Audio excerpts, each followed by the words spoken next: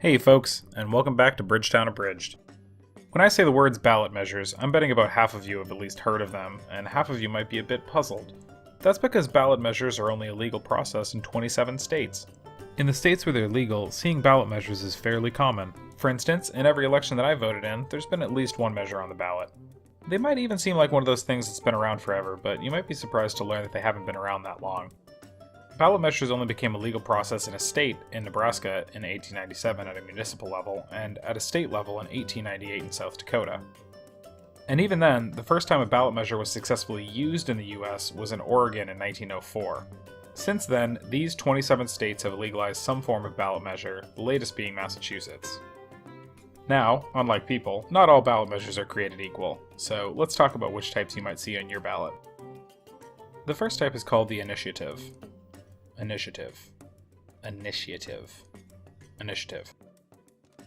It's a process to bypass state legislature by placing a proposed statute directly on the ballot for normal citizens to vote on. But, because nothing can ever be easy, the exact initiative process does vary from state to state. For instance, there are two subtypes, direct and indirect. Direct goes on the ballot, while indirect goes through the legislature first.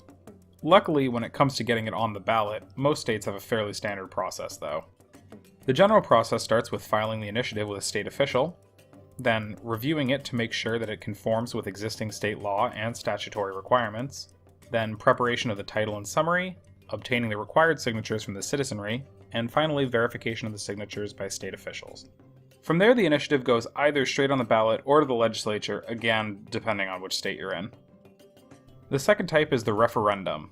There, that one's a little bit easier to say. Referendums exist to allow voters to approve or repeal an act from the legislature. So if a piece of legislation passes that the people disagree with, then the people may have a referendum to then reject that law. Generally, there's a 90-day grace period after a law has been passed in which the petitioning for a referendum may take. But other than that, the process is fairly similar to a normal initiative. In fact, it really doesn't vary that much at all. The third and final type is the legislative referral.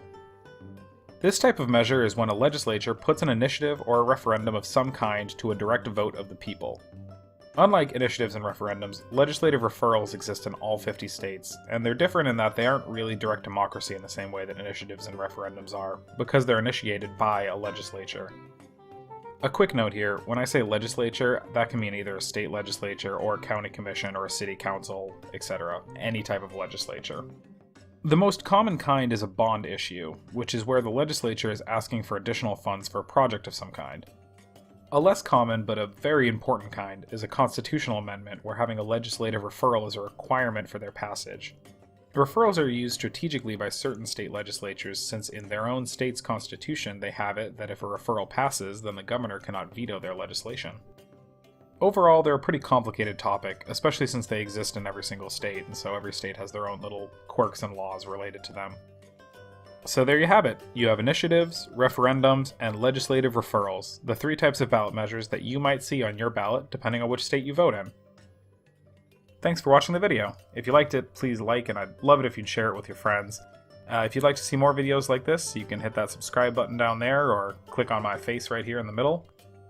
If you'd like to hear from me on an even more semi-regular basis, you can follow me on Twitter or Facebook, and I hope to see you again. Thanks!